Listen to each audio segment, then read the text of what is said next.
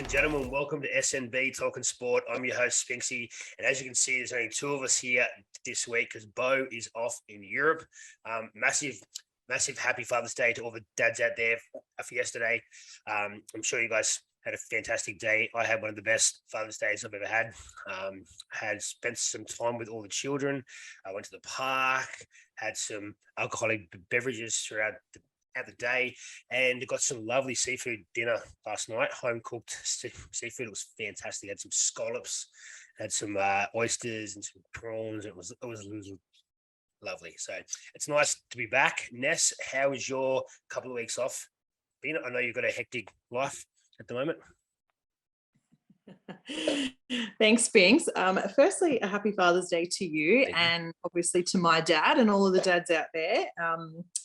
Yeah, my dad sang to me when I called him yesterday, so he was obviously having a good day. He was happy as.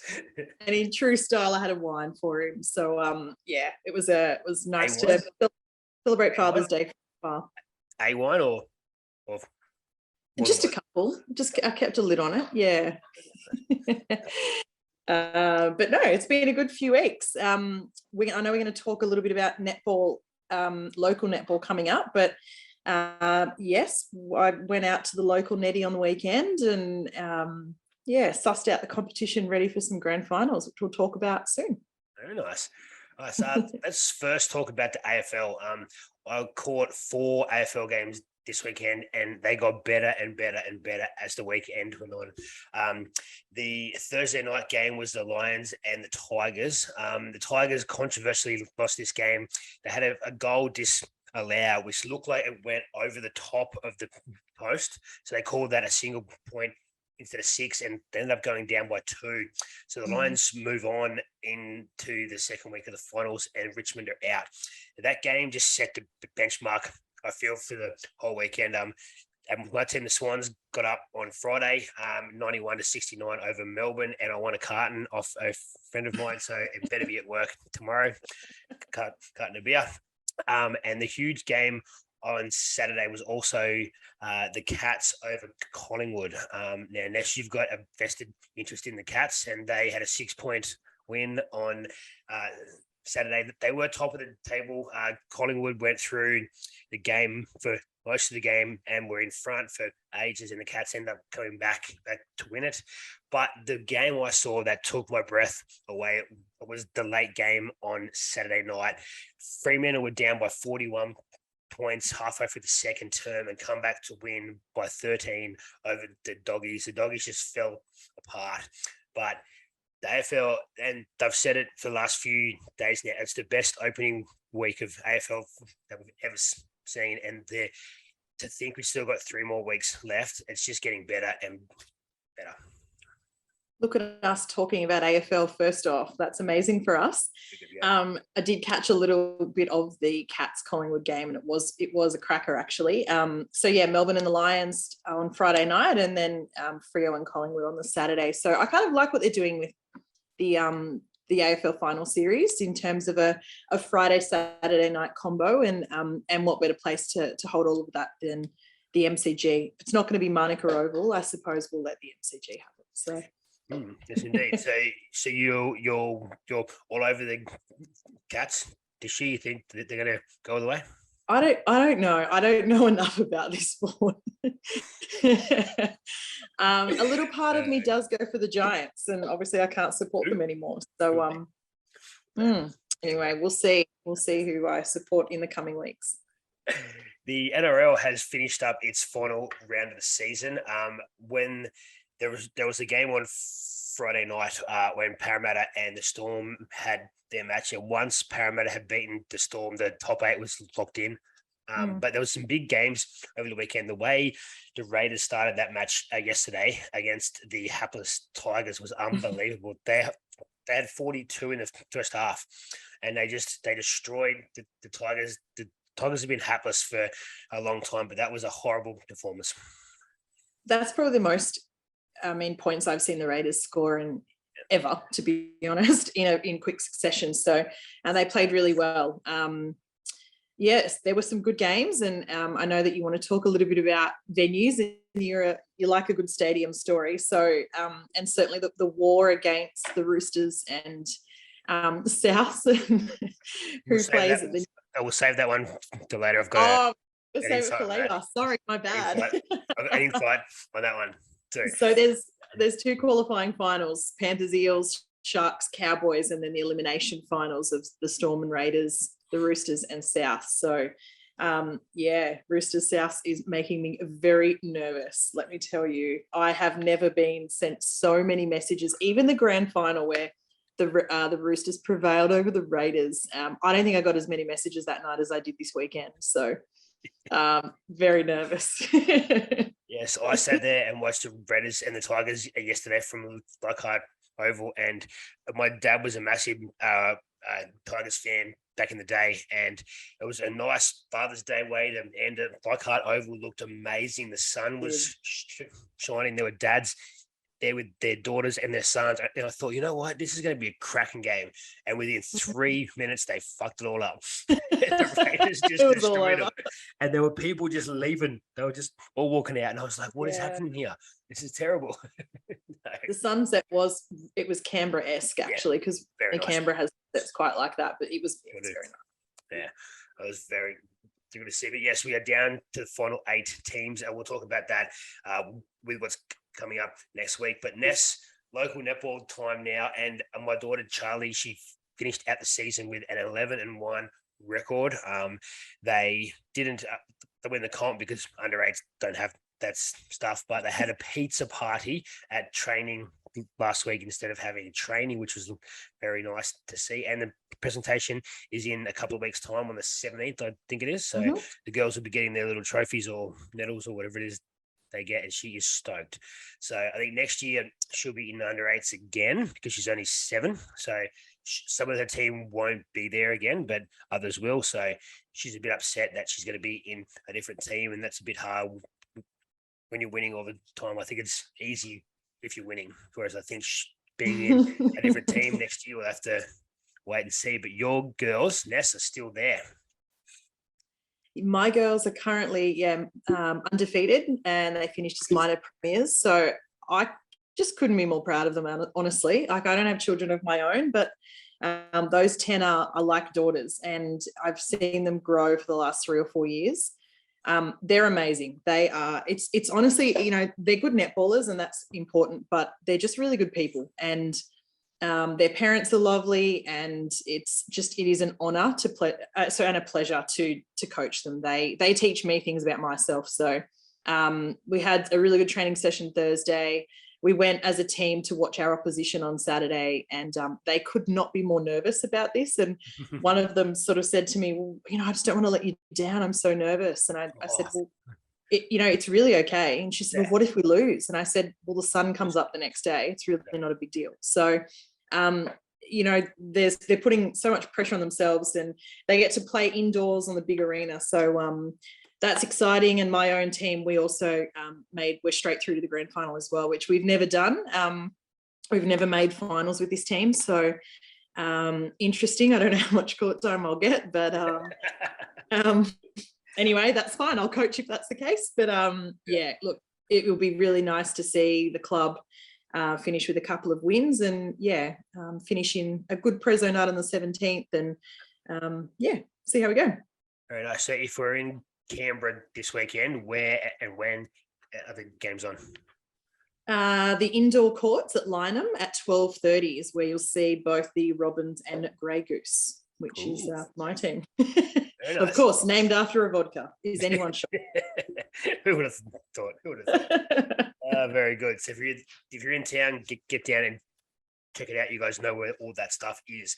Now, Formula One GP was on early this morning from the Netherlands. Yes, Netherlands this morning.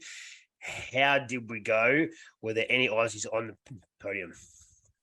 I think we ought to know the answer to that one. We know. Oh, look, I don't even know where to begin, Spinks. I actually didn't have a great feeling about Ferrari this whole during qualifying. They were kind of in and around the in free practice they were not doing too badly, but Carlos went in for a pit stop and the engineers didn't tell the mechanics to be ready in time, which I kind of question what the mechanics are doing not to just be ready anyhow. But only 3 mechanics came out with 3 tyres. And as far as I know, cars require 4 tyres. So 1 tyre was just not there. And then they left the wheel gun out, and Sergio Perez, who was behind Carlos doing his own pit stop, ran over the gun. So, yeah, look, it was all bad. Then there was an unsafe release. Carlos got a 5-second penalty. It couldn't have gone worse for him. Actually, no, it could have. He didn't find the gravel. So there's really a good positive to come out of this one. No, but look, Daniel Ricciardo, I think, finished 17th or 18th again. Max Verstappen, just simply too good. And Bo and I would talk about this, I'm sure, but he's just so dominant. He doesn't look like losing. He looks so in control. It doesn't matter where he starts in qualifying. He just seems to find the podium in P1. And Lewis Hamilton really did that was what I was going to ask you. Yeah.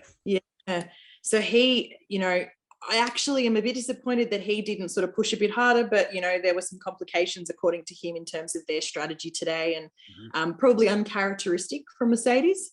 But look, the F1 has been crazy, and it's like they all went on a month break, and they had a few weeks where they just hung out on yachts and drank wine and went to parties and did crazy things. And then wow, did it come back. We've had the Daniel Ricciardo and Oscar Piastri fiasco going on at McLaren. And so where does that go from here? Does Ricciardo have a seat at all next year? Currently not. Nothing has been mentioned there. If you're on TikTok, you'll see that Daniel Ricciardo was talking to Sergio Perez post-race, and he was saying, you sort of can hear him say, I'll take a year off and come back in 2024. I guess his real only options are Haas and Williams at the moment. With everyone else, I guess the rumour mill is that everyone else is sort of locked into any other available seats. That's ready, yeah.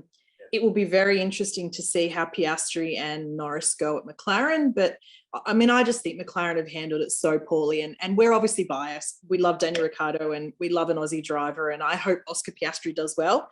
But I think McLaren have handled it really poorly. And I think Zach Brown has shown his true colours, that he's just not a great person. So time will tell. I think Bo was saying he thinks Ricciardo will go to IndyCar. I think if you're Daniel Ricciardo, go into the media, take the year off, stay in the media, travel, be around the grid, stay in the paddock, and come back in 2024 when a whole lot of drivers are off contract. That's my thought. Okay, very good. There you go. You heard it here first. SNB breaking news. Do not hit sports bet with that. Speaking of that, I was actually on Sportsbet earlier this morning having a look at our boy Nick Kyrgios.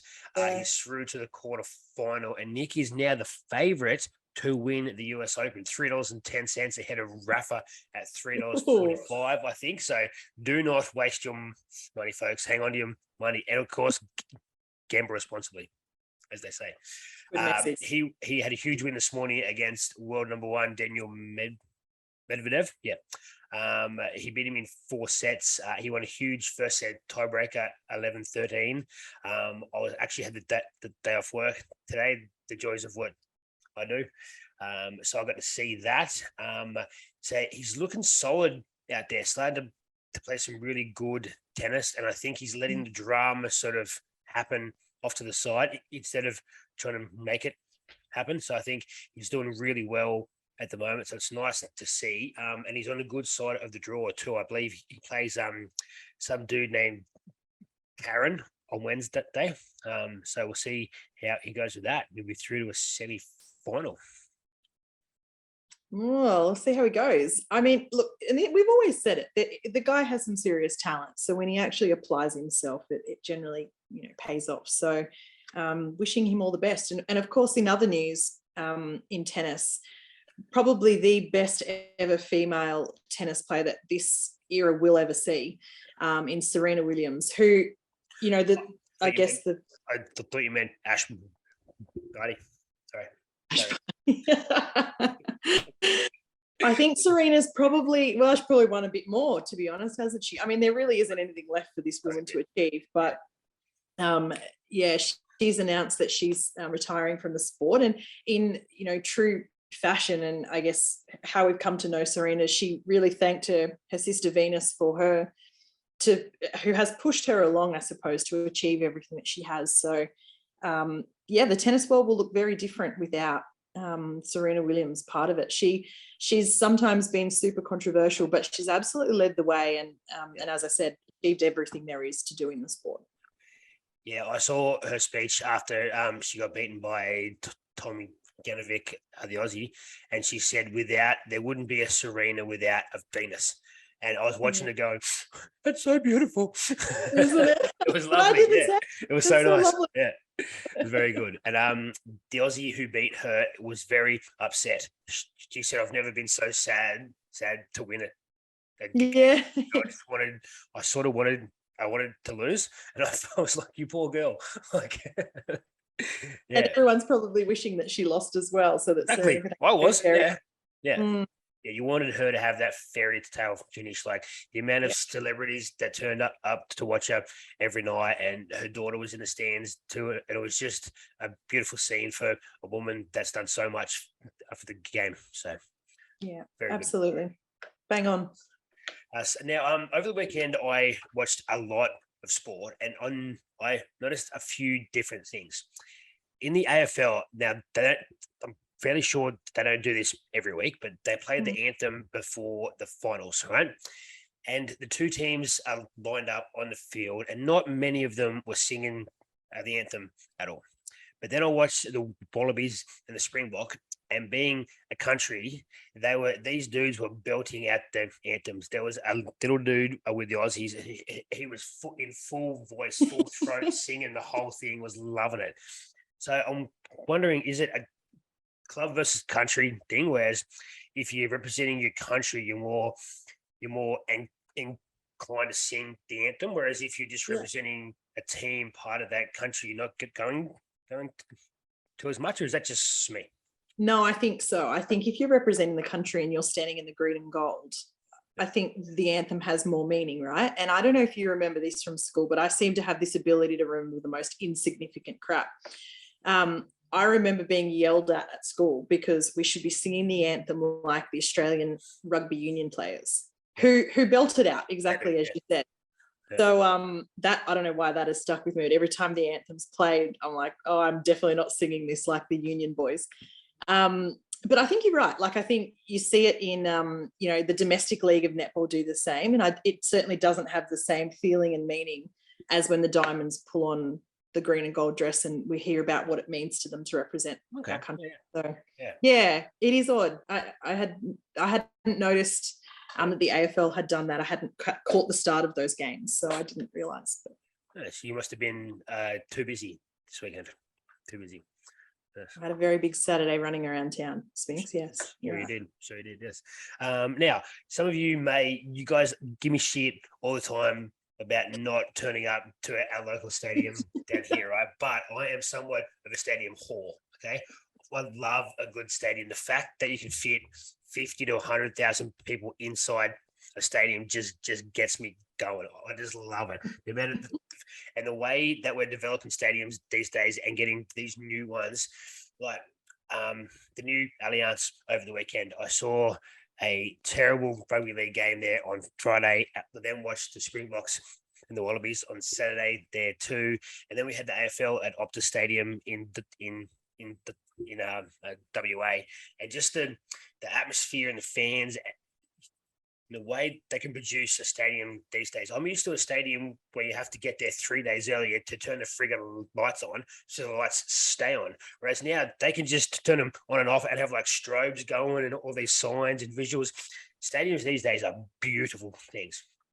It is an amazing thing to have such a nice brand new stadium and to have the ability to do the things they can do. And I just wanted to mention how much I love stadiums. And I might be a man, but I love stadiums. There it is. Where's Bo to help me laugh? I went off on some tangent. Bo, come back.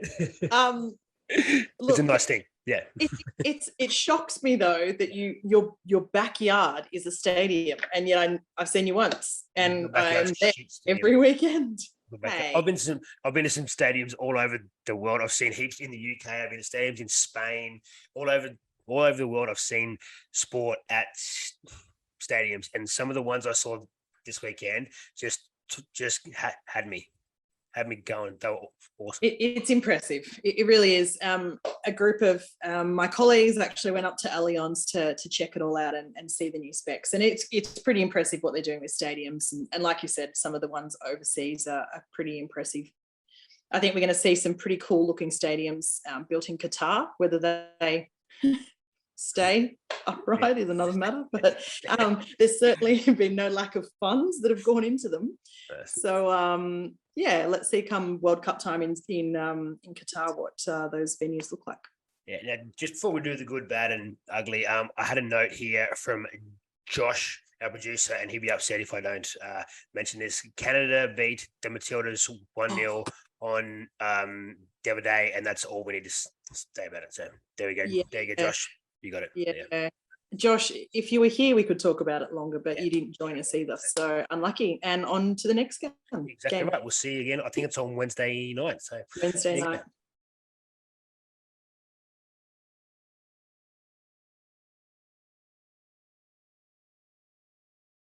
Well, hello there, Australian friends. It seems that we might have missed a bit of an important Australian story from the last little bit of week in sports.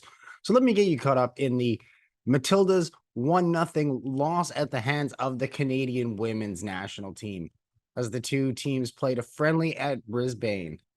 Canada was able to get on the board in the 11th minute thanks to Adrienne Long, who was able to get the opening goal. And after an onslaught from the Matildas and Australia, Canada was able to hold on for the 1-0 victory. So I just thought that was important to get in there, talk about a bit. And remember, never piss off your producers, people who do shows or podcasts. There you go. Cool. Right, it's time for the good, bad, and ugly. Now, the good this week goes to Mr. Bogue and his missus who are off on their European adventure. If you follow Bo on Instagram or anyone else, you'll see that he's having a wonderful time over there. So big shout out to you, Bo. You get the good this week. And now, Ness, the bad is with you. What do you have for us? Well, the good is with Bo because he's overseas. The bad is that I have to watch his Instagram stories every 30 seconds. And it shits me too. So great, just hanging out, looking at the lake, and they're in Greece. But, same, right? Same. Yeah, nice. Have fun, guys. We do miss you. My actual bad this week is about Australian cricket, and Australia were absolutely rolled for its lowest score ever against Zimbabwe on the weekend in ODI history. So only 2 of our players actually hit double figures. And it's just not something that we're used to seeing. So again, Bo would be very proud of me talking about cricket because I actually know nothing about it. The match was played in town. Yeah, there you go. My housemate would be proud too, but she doesn't watch the show, so we'll just forget about her. Zimbabwe stunned the Aussies. They chased down a 142-run target in just 39 overs. They had 3 wickets in hand, and they managed to avoid a series whitewash. So pretty impressive. But the Aussies being bowled out for 141 was pretty dire. And they were 3 for 31 after 9 overs. So when you're seeing our normal opening batters not even getting a handful of runs, it's pretty scary. And this is leading into a T20 World Cup, remembering. So I think there'll be some soul searching done from the Australian cricket team, and certainly they're not strangers to controversy. So let's see if they can. Yeah, look, they need to find some form because I'm pretty sure we're T20 World Cup champions at the moment. We are. So we should be letting that go. So hopefully it was just a slump, but ouch. Cricket season to me doesn't officially start until the first ball of the test match, which is usually mid-November. And we've just come out of winter. So we're like 5 days out of winter. So if the boys need to work their way up to it, that's fine. It's good. All of my football is now done, and we are completely focusing on cricket, which for us starts October 12 here. So it's very early for cricket season. Yeah, I'm not quite ready for cricket season, but it's time. Got to turn my attention to it. NFL season starting on Friday morning. NFL season. College football has had its first weekend, and it was filthy, and I loved it. Yeah, it was so good. It was everywhere. So if you're a fan, go check out some games. Very good. You actually need to teach. We have to sit down and actually watch a game this year. Yeah, I have a few people I need to teach this year. So yeah, we'll all get together and I'll educate you all. We're so good. All right, done. Right, I've got the ugly this week, and it is about the Roosters. I just want to just preface this. It's been nice to. I am not. Of course, see you bye. Done. Look, the way the Roosters go about what they do, I think, is just appalling. Their coach is a scumbag. Most of their teams, most of their players are scumbags. Hargraves is the biggest grub I've ever seen, and I used to watch Gallen go around all the time. Hargraves is a dog, and the new Allianz Stadium opened this week. Technically, it is a South home field because of where it is, right? The Roosters were allowed to have the first home game there. As such, they were allowed 2 training sessions that week. The Roosters took one. You think South's got the second one? No, the Roosters gave it to the NRLW team, didn't they? just to stab Souths in the back, just one more time, right?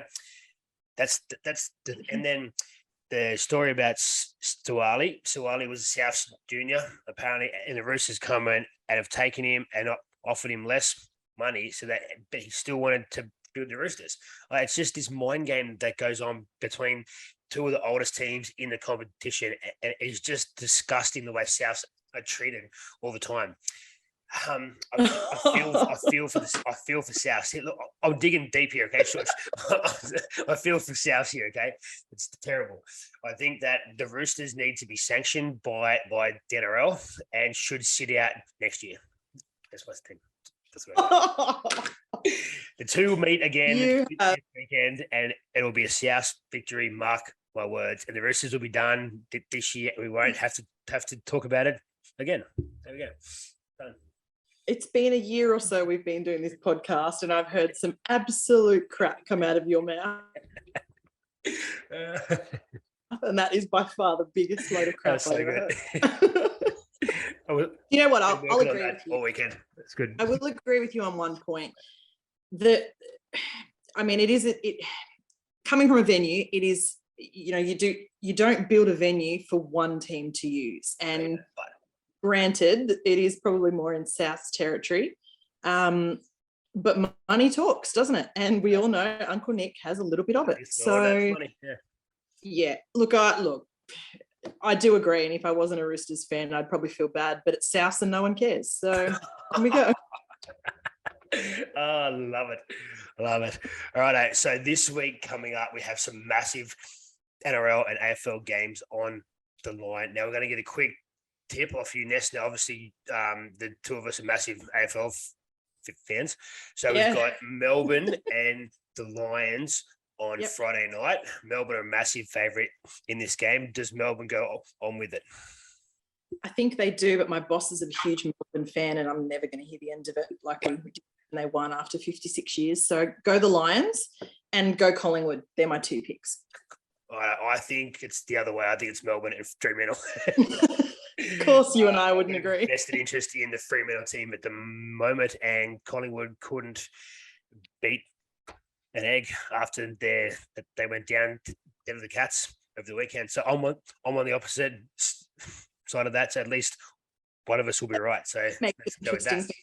Exactly. Why not? Now in the rugby league here, I've got here somewhere. Yes, the Panthers and the Eels on Friday night. It's going to be an absolute screamer. Penrith have only lost 2 games in like 40 odd the last 40 games, and both of those times they got beaten by Parramatta. Can Parramatta do it again? If anyone is going to, it is probably Para. My entire family, if they don't go for the Chooks, go for the Eels. So I really hope the Panthers win. Look, I think Parramatta might have them, and that's going to hurt me because that puts Penrith on the same side of the draw as the Sharks. So Yep. I kind of want Penrith to win. So let's go with Penrith, eh? So now, huge Saturday in my household. 5:40 is the kickoff between the Storm and the Raiders. And Ness, I think the Raiders have this in the bag. Do you? I actually do, yeah. I think the Storm have fallen off the perch the last couple of weeks. Yeah. I really think the Raiders have this, eh? Yeah. The way, if they start the way that they did against the Tigers, albeit it was the Tigers and definitely different competition.